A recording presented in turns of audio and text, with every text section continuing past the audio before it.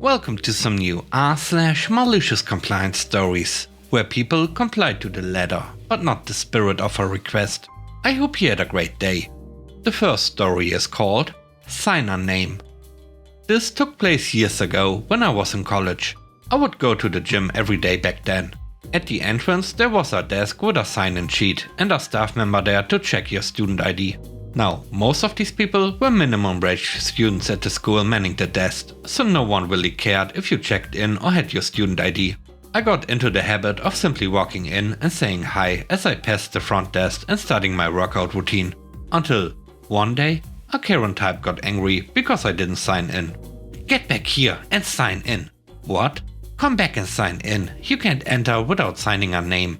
Now, I was in my workout shorts, didn't have my wallet or student ID on me, and told her so. "I don't care about your ID, just put a name down." "So, you don't care to check my ID, but I'm forced to write a name, not my name, down? Cue malicious compliance." "Sure, no problem."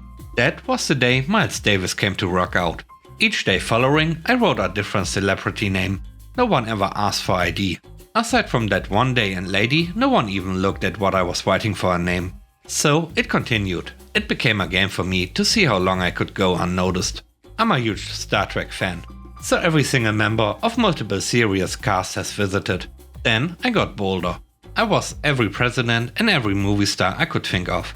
On holidays, I was always someone related. This went on for several years before I graduated. Not a single person asked for ID or bothered to check which name I was writing. Turns out that minimum wage kids don't really care to check IDs. To this day, I still smile at whoever was collecting these lists, sighing out loud with an audible, "Oh, come on." The next story is called Just Complying. I'm an electrician and was working on a plant with my boss. He had to run a wire across the floor to verify that an issue with the fire alarms wasn't the wire in the wall. We respectfully asked a forklift driver, who never looked up from his phone, even when driving, to go to the lane not 2 feet away to prevent damaging our wire. 2 seconds later, we watch him run over our wire. Now, our wire, which is probably about 3 volts, is crushed and live, and shouldn't be. We complain to safety, but we get the "we didn't see it, we don't act on it." Annoyed, we realize that the driver just doesn't care. I notice some caution tape lying beside us, and I say to my boss, "Well, now that it's live, it's unsafe. I guess we have to throw up the caution tape." The driver comes back and yells at us for blocking his lane plus the lane 2 feet away, so we point him to a different lane. After some unfriendly words, he goes back to texting and driving. Oh, the safety desk also happens to be in that lane. That buddy no longer drives a forklift. The last story is called Soul Searching. I started working for a company as an administrative assistant, purchasing office supplies, routing paperwork, coordinating meetings, etc. A person on my team left, so I picked up their duties while my boss looked for a replacement. The interview process for the replacement started in March 2020, but it was not completed. I continued to cover both jobs easily, since my original position did not have a lot of work to be completed while working from home. My boss compensated me for the extra work with a 10% salary increase, and all was going well. As we navigated the pandemic and realized how to work efficiently from home, my positions picked up more and more duties. I was designated as the executive assistant to my boss's boss's boss, which added an additional part-time position to my role. The more I thought about it, the more I realized I was not happy doing the work of 2.5 people and bringing in a measly 10% salary increase. I started discussing growth options with my boss last September. She asked me to put together a justification document as to why I deserved a growth path or promotion. I put something together within a few weeks. Doing 2.5 jobs kept me really busy, and sent it to her. We discussed it at our next get-together, and she said she'd have to discuss it with her boss. The next time we met, she asked me to put together another document on where I saw myself in 5 years. Okay, I put that together and sent it. The next time we met, she asked me to put together another document on the justification. I told her I was not going to keep pursuing these tasks if they aren't getting us anywhere. She said she'd discuss this with her boss. We are in February at this point, and I'm getting tired of being strung along when my boss finally sets up a meeting between her boss, and me. We met, I voiced my frustrations, they give me reasons as to why I'm not entitled to a promotion. My boss said she already told me the reasons, but this was new information to me.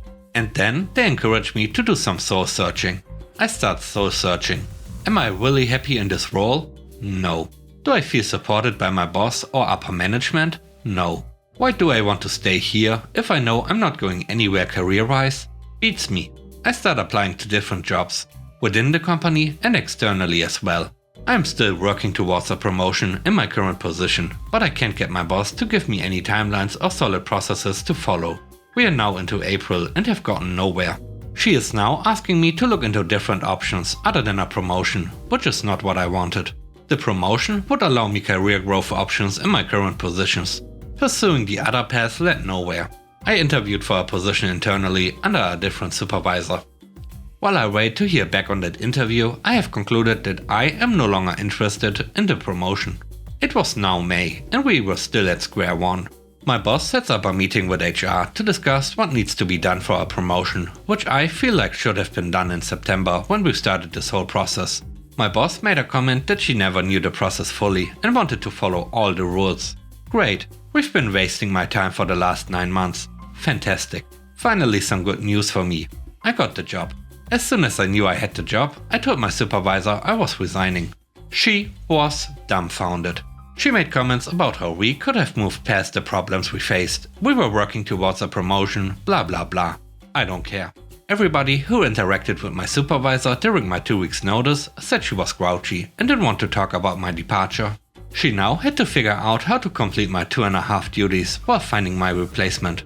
I started my new job. And when I started working in the morning and my supervisor started working in the morning, I had some extra time.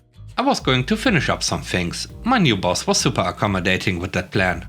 But my old boss took away the access I needed. I gave her a detailed list of what I was unable to complete, and she granted me the access I needed to complete those tasks. Too late. I was already knee-deep in introductory meetings and no longer had the time to assist. It's been 3 weeks now, and I couldn't be happier. My old boss and team are falling apart due to my boss being unable to lead a team. An awesome new hire, 2 to 3 months of work for my old boss, is already looking for a new job due to being bait and switched. I know of more people who are fed up with the leadership in my old team, beyond my boss, who are also looking for new jobs.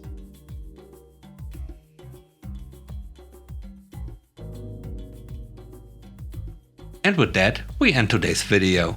Let me know what you think about the stories. On a scale of 1 to 10, how would you rate the stories and today's video? I hope you enjoyed the video. If you like what I do and would like to support me, please subscribe and hit the like button. I hope you have a great day. Stay safe. Bye bye.